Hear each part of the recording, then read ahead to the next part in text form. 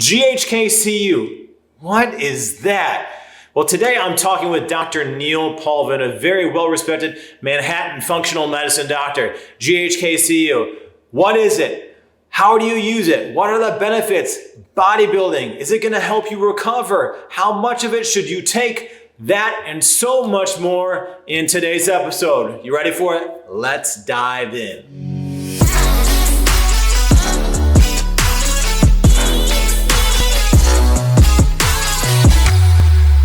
All right, Dr. Paulvin, another one of these peptides with some strange names and initials, GHKCU. It's being used for a lot of different things and even in bodybuilding now. But what is this? Yeah, I mean, GHK copper is a natural, C is the element abbreviation for it, is a natural occurring peptide that we have in our body in the skin, hair, muscle, tissue, ligament.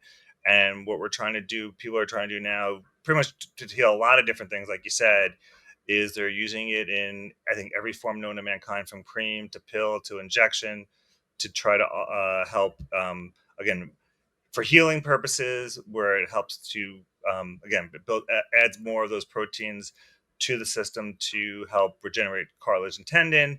It's really good in boosting collagen. It's in the skin to begin with. That's why a lot of these skin creams are now putting it in there. It's actually good for hair growth potentially, so people are using it as a foam or an injection. So it's used being that healing capability, as well as that collagen boosting capability, has a lot of great uses throughout the body, which is why a lot of people are taking collagen now in general. But that's kind of what down the pathway that it's going. Yeah, and people taking collagen wanted to actually take it right before your workout, so it's actually in your bloodstream, which helps. There's a little side note. I had to put that in there. So when people are taking this, injection or creams, one is the injection when they take it, is that going to help them aesthetically as well, or is that more like an internal or fixing tissue? Because to me, it might make sense that it's going to help your face and maybe wrinkles or anything, but obviously they're putting it into creams as well. There's creams and foam. So cream for the face. So if you're doing an injection, if you're doing what we call a subcutaneous injection in your belly as an injectable peptide, you're not going to see it. It's not a very limited local reaction. You're not going to see low wrinkles. Or I have patients ask me, are my sag lines or my fat rolls going to go away at that spot? No, it doesn't work that way. There's other stuff for that.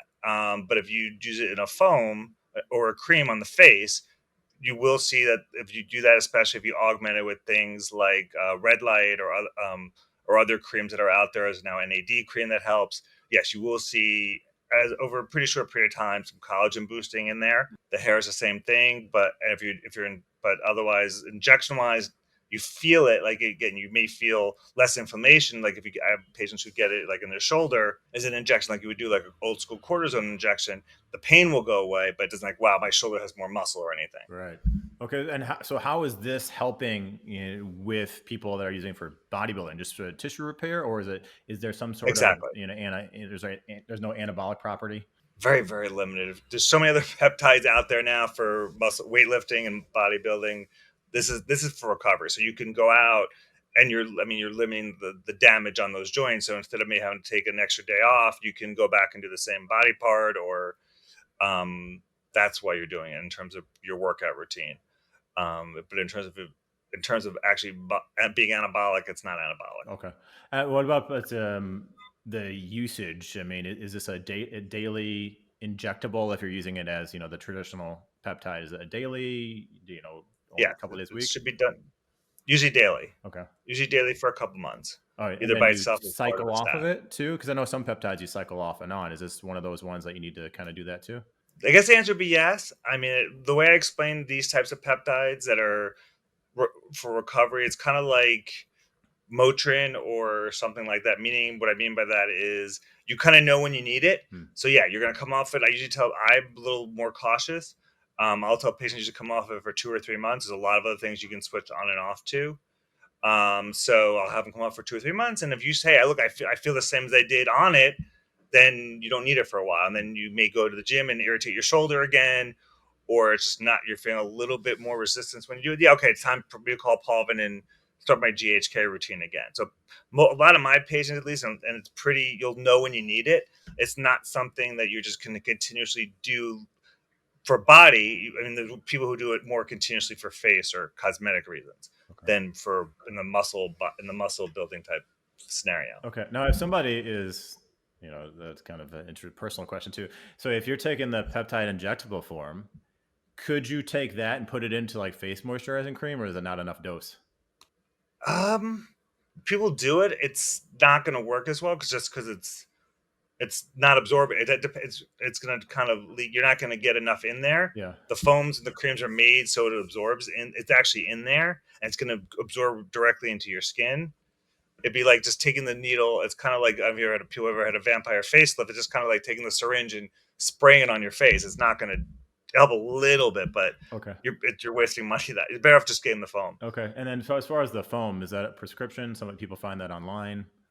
Well, this is my little pet peeve, but yeah, I mean, technically, with peptides in general now, there's really either you're going to get it from a compound pharmacy, Hmm. which is regulated by the government, and we know it's in there most of the time, and then you can get the wild wild west, which every company is just saying it's not regulated. They've tested some of these things where either it's not in there or it's not the dose they say is in there. It comes from overseas. It's just kind of buyer beware. Yeah. So there's two levels of it. It's probably maybe half the price or 2/3 of the price. So you got to weigh those options, understand you don't know what you're getting versus knowing what you're getting, and then paying the price one way or the other. Yeah. There's a But you lot can, of research based only websites, which some that say they're third party tested, but I get a lot of questions, especially on this channel. And I would say, go to your doctor, go to your doctor, yeah, so, yeah. I mean, and there's a couple. Yeah, you really. I mean, I heard something yesterday where they studied a lot of these things, and it's like, it's not what it is. yeah. So, I mean, you got to understand it happens like even with melatonin, it's not what it is. So if that's what's happening with melatonin, which is like $2. This stuff is much more expensive. They're not. I'd be very cautious. Okay, cool. And side effects at all with this? Not really. I mean, I haven't. This is probably the least side effect. It's a night. It's I really see. It's really just again just any side effect you can get from any injection. You could be sore, redness. Well, you could technically have a reaction to it. I Yeah. mean, I've never really seen a really major reaction to GHK. So not this one again is probably one of the more benign peptides out there All in right. terms of side effects.